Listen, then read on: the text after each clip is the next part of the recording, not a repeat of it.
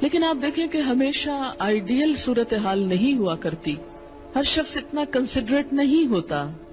لیکن اللہ تعالیٰ نے عورت کو جہاں شوہر کو باہر کی مشقت دی نا، کتنی مشقت ہوتی ہے گرمی میں، دھوپ میں.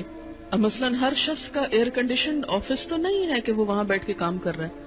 بہت سے مرد سڑکوں پہ سڑکیں بنا رہے ہیں دھوپ میں کھڑے ہو کر، کچھ کھیتوں میں کام کر رہے ہیں، کٹائیاں کر رہے ہیں فصلوں کی، کوئی اور مکان بنا رہے ہیں، دھوپ میں کام کر رہے ہیں.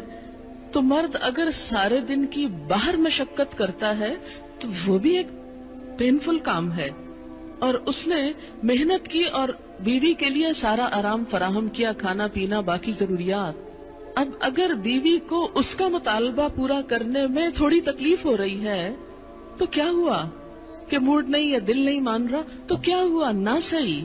لیکن اس کے باوجود جو عورت یہ سمجھتی ہے کہ میں اپنے موڈ کے خلاف جا کر بھی اگر اپنے شوہر کو راضی کرتی ہوں تو یہ میرے رب کی رضا حاصل کرنے کا ایک ذریعہ ہے، تو آپ دیکھیں کہ یہ وہ چیز ہے جس کا صلہ آپ کو اللہ دنیا میں دے دے گا، کیونکہ آپ یہاں صرف شوہر کی نہیں اللہ کی بھی اطاعت کر رہی ہیں. کیونکہ ایک مسلمان عورت کو اس کے رب نے یہ حکم دیا ہے. اور اس میں وہ حدیث آپ نے سن رکھی ہوگی اور عورتوں کو سنانے میں بڑی مشکل پیش آتی ہے مجھے ہمیشہ، اور عورتیں ایک دم اوفینڈ ہونے لگتی ہیں. لیکن بات یہ ہے کہ چونکہ اللہ کے رسول صلی اللہ علیہ وسلم نے فرمایا ہے اور ہم ان کا نام سن سن کے روتے ہیں محبت میں اور نعتیں سن سن کے جھومتے ہیں، تو یہ حکم بھی آپ کا مان لینا چاہیے اور اس حدیث کو بھی سن لینا چاہیے اتنی ہی خوشی سے جتنی خوشی سے ایک نعت سنتے ہیں.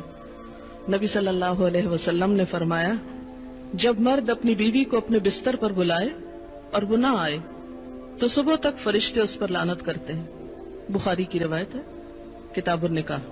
ٹھیک ہے اس میں کہ اگر بیوی بیمار ہے یا اسے کوئی ایسی تکلیف ہے یا کوئی جینون ریزن ہے تو اس میں اللہ تعالیٰ اتنے بے رحم نہیں ہے کہ وہ دیکھ رہے ہیں کہ ایک عورت بخار میں پڑی ہے اور اس کا شوہر اس سے مطالبہ کر رہا ہے اور عورت نے نہیں مانا تو اس پہ لعنت بھجوانی شروع کر دی جائے. نہیں، یہاں ایک نارمل حالات کی بات ہے، ایک عام حالات میں ایک عورت اگر اطاعت نہیں کرتی یا بات نہیں مانتی.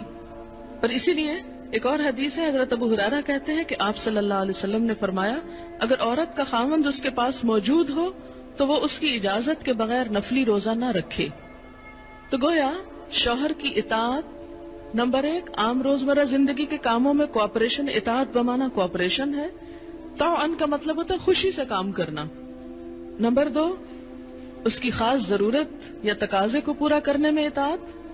ہاں، کہاں اطاعت نہیں؟ جب وہ کوئی حرام کام کرنے کو کہے، جب وہ کوئی ناجائز کام کرنے کو کہے، جب وہ اللہ اور اس کے رسول صلی اللہ علیہ وسلم کی مرضی کے خلاف کام کرنے کو کہے. لا طاعت لمخلوق فی معصیت الخالق. مخلوق کی اطاعت جائز نہیں خالق کی نافرمانی میں. اگر اللہ تعالیٰ کسی کام پہ ناراض ہے وہ اطاعت جائز ہے. بہت سی خواتین کو دیکھا ہے جہاں اللہ کی نافرمانی ہو رہی ہے وہاں تو شوہر کی بات بھاگ بھاگ کے مانی جا رہی ہے، اس لیے کہ وہ اپنے نفس کے مطابق ہے نا. آپ سب جانتے ہیں کہاں کہاں. لیکن جہاں شوہر کی اطاعت اللہ کی رضا کے مطابق ہے لیکن ہماری رضا کے خلاف ہے تو پھر ہم وہاں نہیں بات مانتے. تو بسا اوقات ہم بظاہر اللہ کی رضا کا لیبل تو لگاتے ہیں، ہوتی اندر سے اپنے نفس کی اطاعت ہے.